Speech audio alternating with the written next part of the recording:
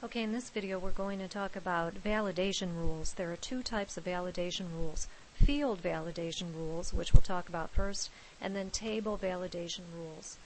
A validation rule is so that your user is unable to enter garbage data into your tables or data that doesn't make sense, for example. Okay, so let's pretend that this is a problem for the review exercise, even though it's not, I made it up. In the product table, make sure the user is unable to enter a negative price.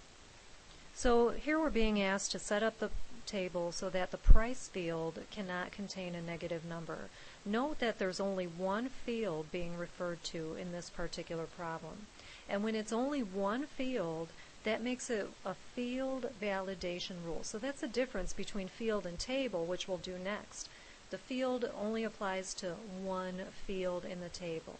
Okay, and I put this little downward arrow here because when you're being asked to create a field validation rule, let me get into the product table in Design View. When you're setting up a field validation rule, in this case on the price field, you're going to go down here. Okay, think of digging in the field. That's a downward motion, right?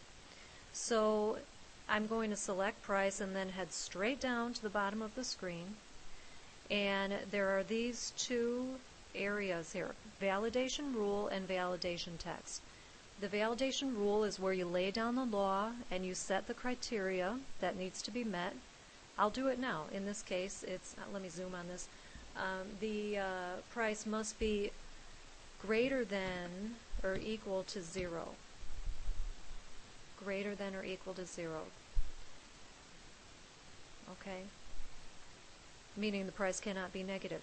And then, so that's the validation rule. We've just laid down the law. And now in the validation text, that's optional, but it's a good idea to fill that out. That's what the user will see if he or she tries to violate that rule. So if I say price cannot be negative,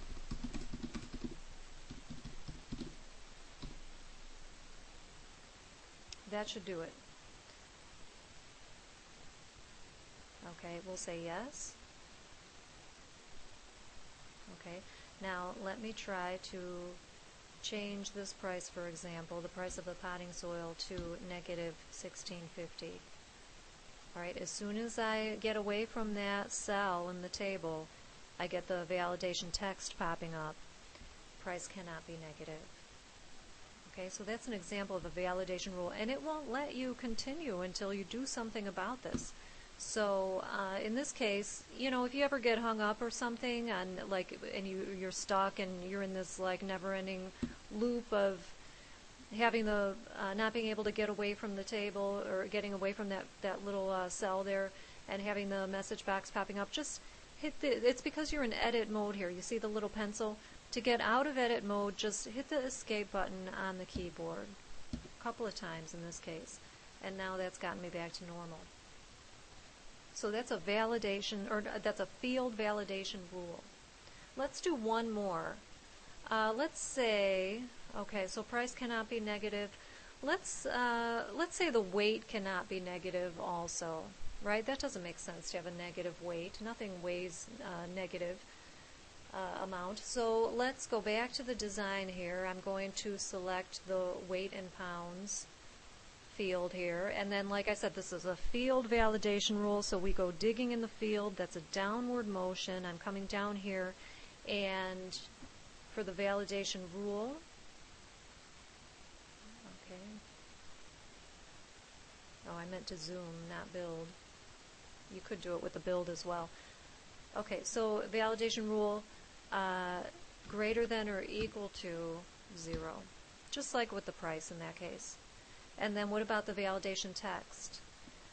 How about weight cannot be negative?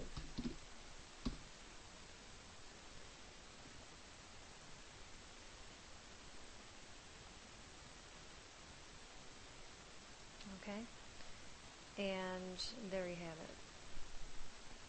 Let's see, why don't I try to enter a negative weight for this mulch here? And we'll say it weighs negative 12 pounds. Again, as soon as I get away from that cell, boom, it stops me in my tracks. To get back to normal, make that little pencil go away, I'll hit escape on the keyboard a couple of times. Now I'm back to normal. So that's a field validation rule. Now, there's another type of validation rule. This is different. Let's look at the company table. Okay, I have added another field to this table. So we have initial contact date. That's always been there. I also added this field for first follow-up date. So I guess how the things operate at this fictitious company is that they'll make an initial contact with the company on such and such date, and then maybe a few weeks later they will follow up with that company. That's a typical scenario, I would think. So this is going to be a table validation rule, not a field validation rule. Watch this. In the company table, make sure the user cannot enter a follow-up date that is earlier than the initial contact date. That makes sense, right? First you make the initial contact, and then you follow up. That doesn't happen in the reverse order. It would never happen. First the contact, then the follow-up. You don't follow up before you contact. That doesn't make sense. So, like I said, we employ validation rules so that the user does not enter data that doesn't make sense. So in this case, there are two fields involved. The initial contact date field as well as the follow-up date field.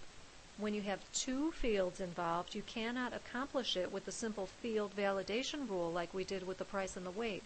You've got to create what we call a table validation rule. So when it's involving two or more fields, it's a table validation rule. And we don't go down to the bottom of the screen digging in the field. That's only for the field validation rule.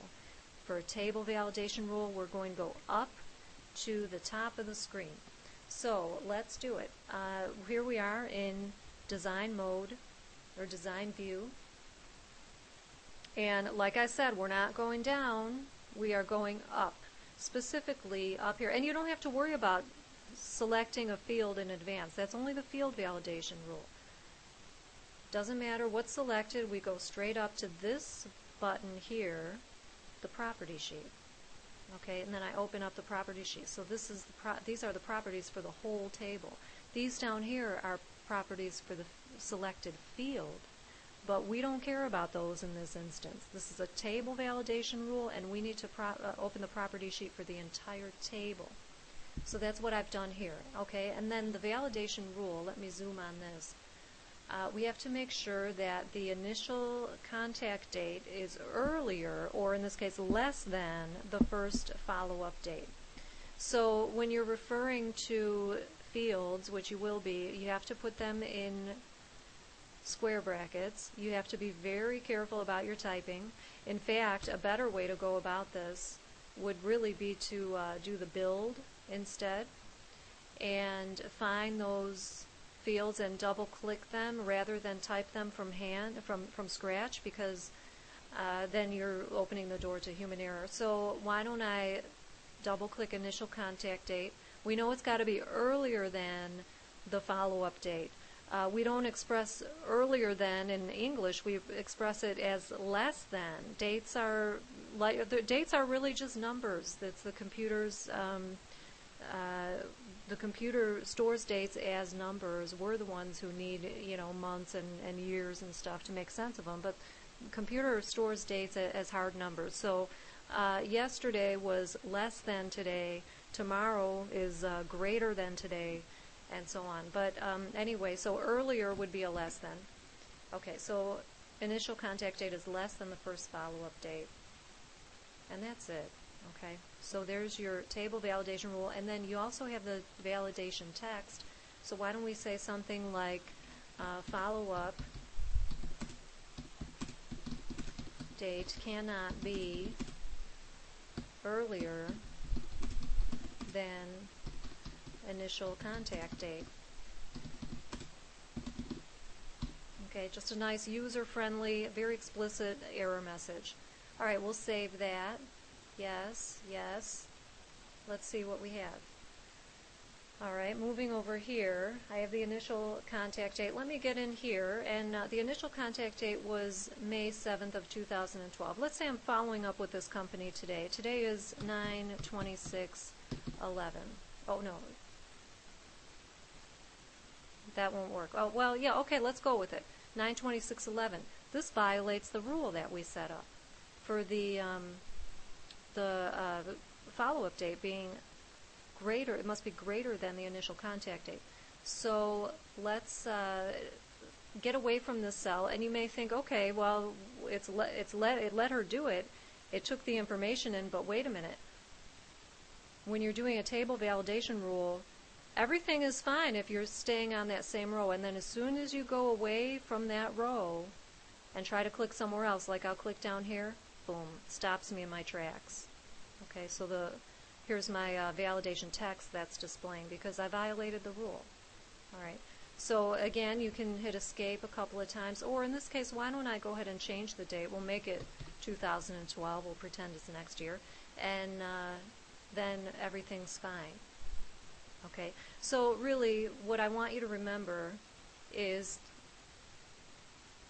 okay, the field validation applies to only one field, and then you head down to the bottom of the screen to set that up. Table validation applies to 2 or more fields in the table, and you head up to the top to set that up. So that's an important distinction, and one that you're definitely going to have to know.